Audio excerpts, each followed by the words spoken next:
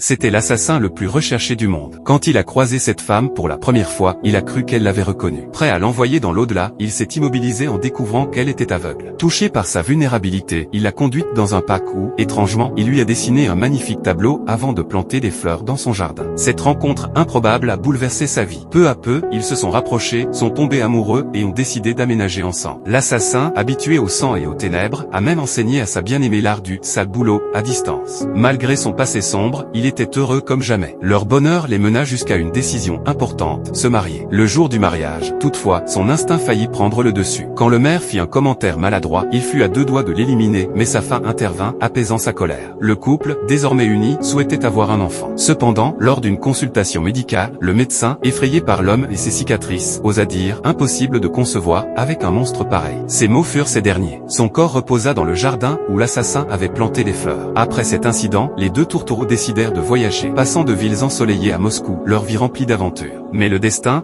imprévisible, frappa un jour où elle récoltait des pommes dans leur jardin. Elle s'effondra soudainement, victime d'une crise fatale. Dévasté, l'assassin resta seul dans la maison qu'il partageait. En fouillant ses affaires, il tomba sur le journal intime de sa défunte épouse. Ce qui lui changea tout. Elle n'était pas aveugle. Elle avait choisi de fermer les yeux sur son passé, ne voyant en lui que le bien, profondément enfoui sous ses ténèbres. Cette révélation brisa son cœur. Pour la première fois de sa vie, il pleura, pas pour ses crimes, mais pour l'amour qu'il avait reçu d'une femme qui avait cru en lui, malgré tout.